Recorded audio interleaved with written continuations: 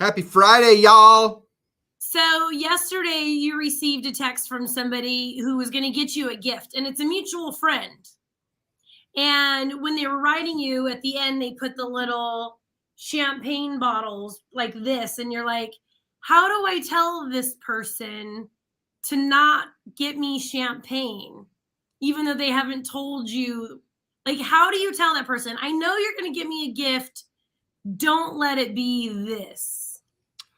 Yeah, I mean, like, because that's like it's crossing that fourth wall where you're not supposed to assume something, but you know that in that instance it's like protocol.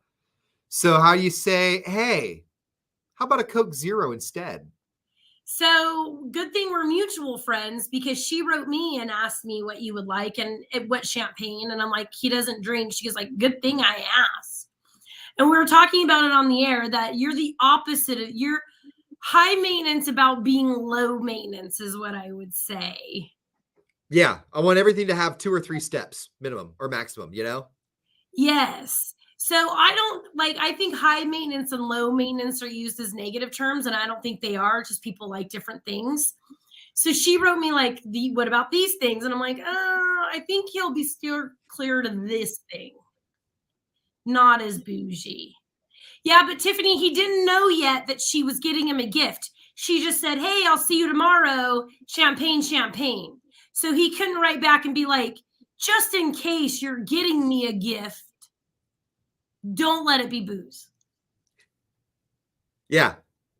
I'll probably, you know what though? I'm probably going to stop and get some of my fake beer just to have there for the occasion.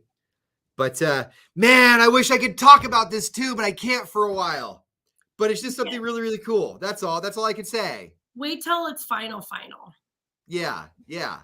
What else are you doing this weekend?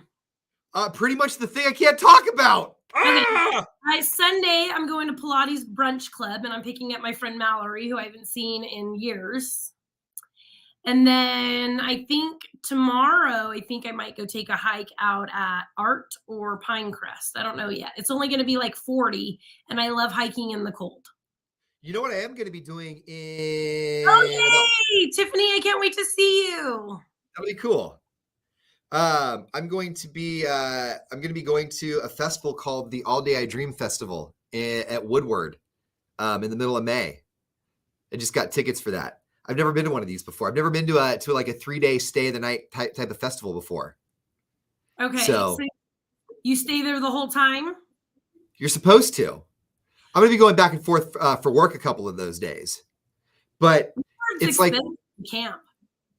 They're the most area. The ticket price included the camping for it for a little while too.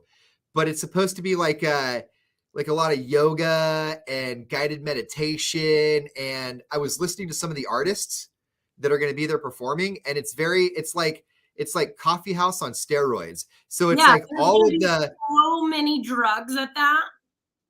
That's what I hear. Yeah. There's gonna be a lot of pot, a lot of mushrooms, a lot of acid. So the music I was listening to, it was like everybody got an acoustic guitar, learned how to play it, and then they were like, hey, what if we take house music and put it behind this acoustic guitar, and we'll mix hippie with modern? It seems to work. I'm sure no people watching will be happening. Oh my gosh. If you mean that on opposite day, then no.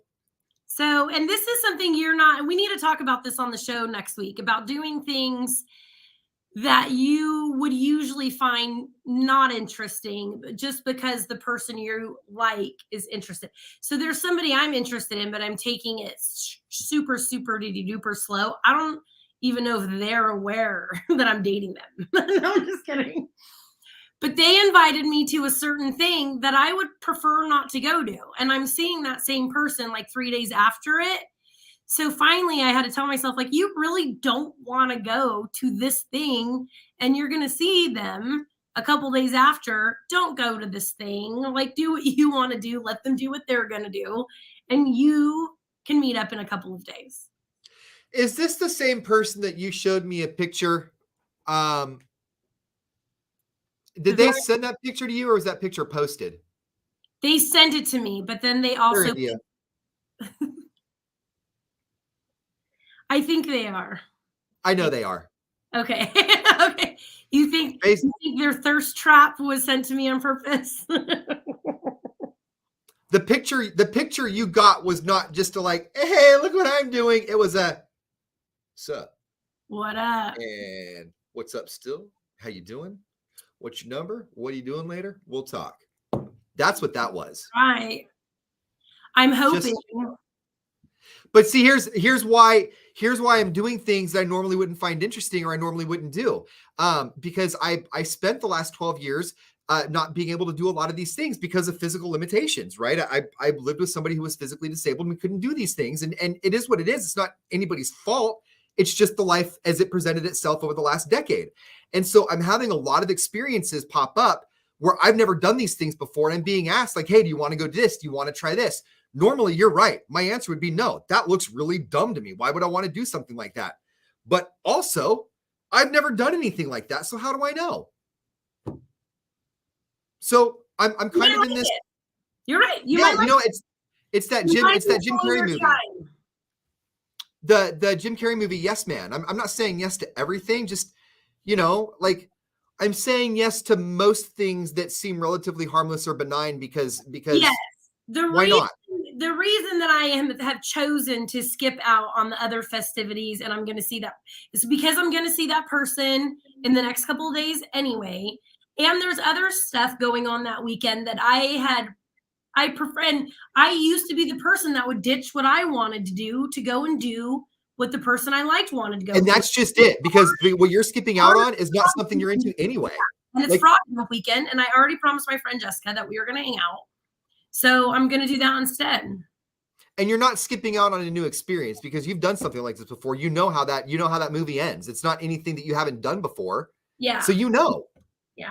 And that's like, if you touch a hot stove and it burns the hell out of your hand, you know you're not going to touch it again. If you go back and touch that hot stove as an adult, you're an idiot for touching a hot stove when you know it's hot, you know? Yeah. You know. That's why you're not going. There's nothing wrong with that. I know. Like, and I know that it's not like what she's going to is not really my jam. Yeah. And you know all of that. Yeah. So when we're looking at the thing I'm going to, there's a few things there that I'm really kind of into. Like I know we don't talk about it a lot. I'm really into guided meditation. I really like guided meditation, and they're going to be doing that a lot there. I'm not necessarily a yoga guy, but why not? You doing that? So my Pilates studio is having Men of May, where you can come in as my +1. So you need to come in and do Pilates. Can me and Nick be your plus? Can you have a +2 day where it's me and Nick? Well, as a joke yesterday, they're like, bring a husband or your side piece. I go, how many passes do I get? So they obviously know that you're going to get one of the passes. But yeah, Nick told me that he wanted to try it too. So I'll have Nick. I don't know if I could use both passes at the same time or if you guys have to do 2 separate classes. Let me ask. Okay. Yeah, that'd be fun. If Nick 4 different men I could bring in, because men don't really think Pilates is for them, and when it really it really is.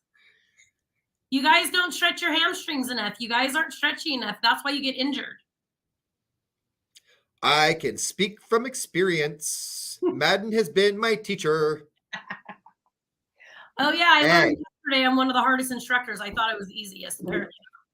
I didn't know you had that reputation, because I could have went in there and said, I've only done Pilates from one person, and it was by Madden. And I'll bet she's one of your hardest instructors because it was tough. I was doing it, and this woman goes, you're harder than Sonia, who is my boss. And I go, no, I'm not. And I look at this other woman who comes to my class all the time. Her name's Lisa. And I go, she says I'm harder than Sonia. And Lisa goes, you're all different. And I'm like, what? So then I taught another class later that night. And she was saying how one of the instructors was hard. And I go, I know. And then I told her the story earlier. She goes, oh, no, you're hard. You're probably the hardest one. And I'm like, what? I thought it was the easiest one. But apparently now, do you take that personally or offensive? Or do you take that like good? No, I don't want to be the hardest one. I want to be the one everybody loves. No, but my classes are slower and more strength training. And then there's another one who's more cardio. Everybody's different. Okay. When there's another one that's more cardio, there's another one that's like more physical therapy and stuff like that. Okay. They're all different. Yes, Tiffany, can you believe? Tiffany's like, I'm not going to your class now. Sonia's I thought the second hardest. There's one that's I won't even go to her class, and I'm not mentioning who it is. But Yeah, anyway, what? Wait till you get Madden 1-on-1. You're like, oh, this one's tough. Yeah, keep going. But it's tough. Uh-huh. All right, Tiffany, I will see you on Sunday, and we'll stop talking about what we're not supposed to be talking about that's going on with Ian Riley. We'll talk about that later. Sooner than later or later than sooner? Oh, honestly, probably later than sooner. Wah, wah. All right, see you on Sunday, Tiff. Bye. Oh, Great America tickets on demand this weekend. Oh, hold on. Real quick. Every hour.